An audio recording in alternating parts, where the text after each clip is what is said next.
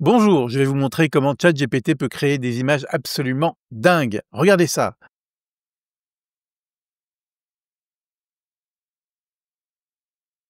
Incroyable, en 3 minutes, vous allez maîtriser ma formule secrète pour créer des images pro.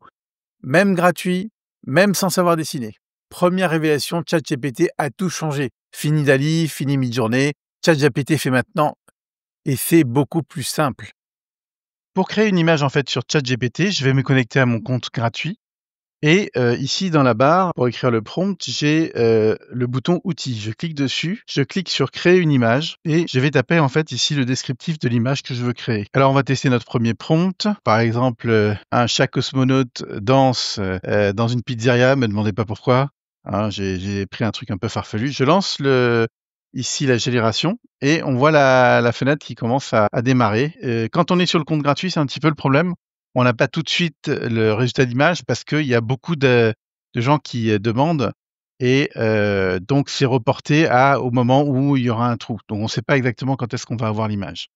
Alors vous avez un crédit gratuit de à peu près 2 images par jour, ça dépend et donc c'est pas grand-chose malheureusement et on n'a pas non plus la date à l'heure à laquelle on va avoir l'image. Mon conseil, ChatGPT plus à 20 € par mois, ça vaut largement le coup. Mais on va voir aussi une alternative gratuite. Pour obtenir des crédits gratuitement de l'application image de ChatGPT, je vais sur Bing, je clique sur le bouton ici Copilote, j'arrive ici sur la fenêtre d'invite de Copilote. Et en fait, ce qu'il faut savoir, c'est que Copilote, c'est exactement ChatGPT, hein. C'est OpenAI, hein, ChatGPT qui fournit les images et l'intelligence artificielle à Microsoft.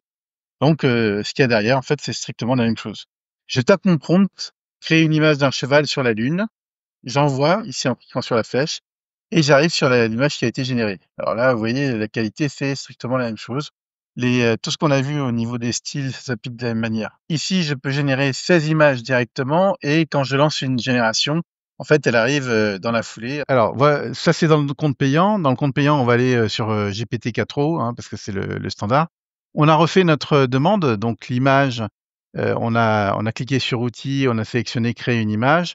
On a mis notre prompt ici et on clique sur le bouton. Alors voilà le résultat, on n'avait pas spécifié quel style, on voulait à l'image, on avait ni le sens de l'image, la taille et cetera.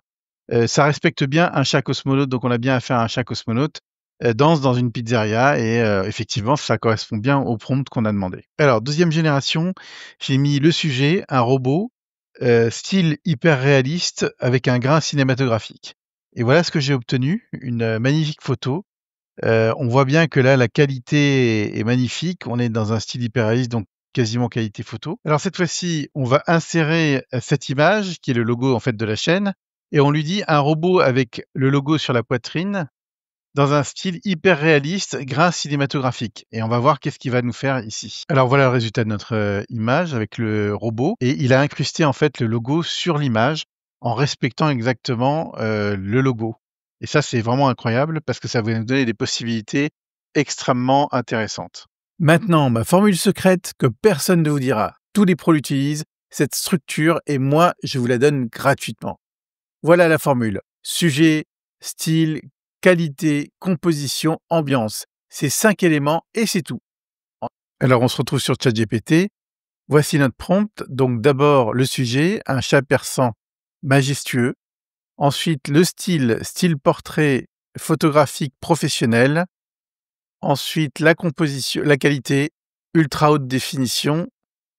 Ensuite, la composition, éclairage studio doux. Ensuite, flou artistique et ambiance luxueuse pour l'ambiance. Alors évidemment, quand on fait une photo beaucoup plus simple, on ne va pas rentrer dans ces détails-là. Mais si on veut quelque chose d'assez précis, on va décrire tout ça. Alors regardez cette photo de chat, on dirait une photo prise dans un studio photographique. Et quand je vais ici, il y a tous les détails, hein, c'est magnifique. Première technique, les styles qui en mettent plein la vue. Je vais vous montrer 4 styles qui transforment n'importe quoi en chef-d'œuvre. Vous voyez, même 4 univers complètement différents et ça, c'est la puissance des styles. Alors on prend, de nouveau nos robots de tout à l'heure. Alors premier style professionnel épuré. Voilà ce que ça donne. Donc mon prompt, c'était robot style professionnel épuré, corporate. C'est-à-dire corporate, c'est entreprise. Donc vous voyez, tout est épuré et on a un style qui est, excellent. Deuxième style, c'est robot art conceptuel, couleurs vibrantes. Donc vous voyez, c'est un autre style très très différent et on a l'impression d'avoir plutôt une peinture. Ici, on a esthétique minimaliste, donc on est vraiment sur des couleurs palette pastel et on a vraiment quelque chose de très doux. Le dernier, c'est celui qu'on a déjà vu, c'est le style hyper réaliste, grain cinématographique et là, on a ce style-là qui est, ouais, qu'on peut avoir au cinéma. Alors voilà les 4 styles mis côte à côte. Alors vous voyez, il y a des choses très différentes et on a une palette infinie. Ça, c'est 4 styles, mais il y en a plein d'autres, hein, donc à vous de jouer et à vous de tester. Il y a plusieurs sites qui reprennent ces styles. Alors maintenant, imaginez que vous tombez sur une photo qui vous plaît, ce style-là, hein, qui est évidemment libre de droit et vous dites: «Mais comment je peux arriver à faire le même type d'image?» Alors je vais vous donner un prompt, bonus, c'est si je veux faire un prompt en utilisant le même style, que dois-je faire? Il va capter en fait, une partie du style et il va la retranscrire. Donc là, il va analyser, il dit: «L'image que tu as partagée montre un style vibrant» et cetera. Il essaye de le décrire et il me génère en fait un prompt qui contient en anglais, toutes les suggestions en fait qu'il y a dedans et il me donne les éléments clés et donc je vais tester ce prompt-là et voilà ce que je vais obtenir. Alors vous voyez qu'on est presque, à l'identique par rapport à ce type d'image.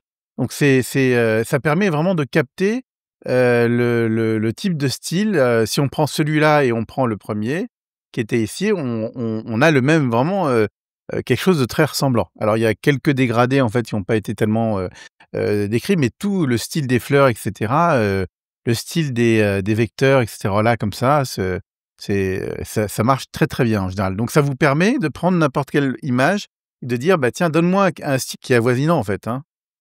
Alors ensuite, une autre, technique, c'est de lui insérer l'image et de lui dire: «Dans le style de cette image, 2 amoureux s'embrassent». C'est-à-dire que je vais demander à l'intelligence artificielle ChatGPT, heu, de prendre, exemple sur cette image et de me mettre le thème, le sujet, après. Donc je mets d'abord le style, je télécharge l'image. Alors pour télécharger l'image, vous appuyez sur le plus, vous faites ajouter la photo et vous mettre dans le style de cette image.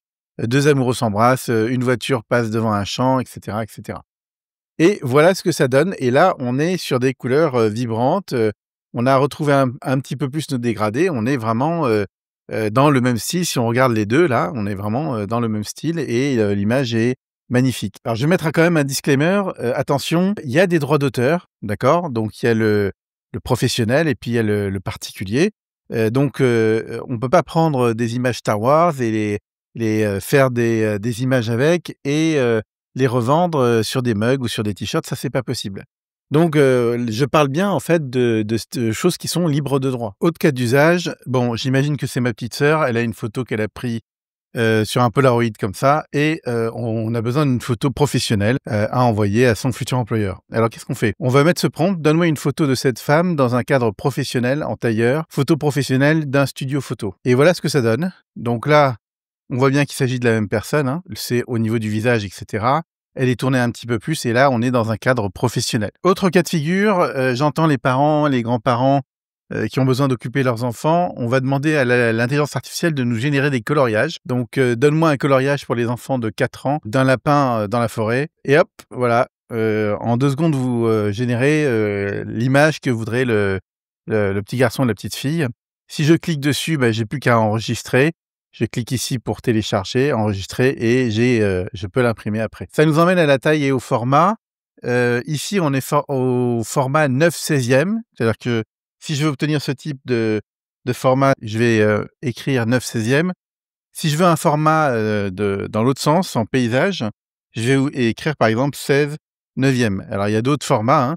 Donc on va dire, «Donne-moi une image en format 16/9» et on aura, l'image dans l'autre sens. J'espère que vous aurez pris à travers cette vidéo de la valeur et que vous serez imbattable sur, tout ce qui est génération d'images sur ChatGPT. Likez si ça vous a aidé, abonnez-vous pour plus de techniques secrètes et montrez-moi vos créations dans les commentaires. À bientôt!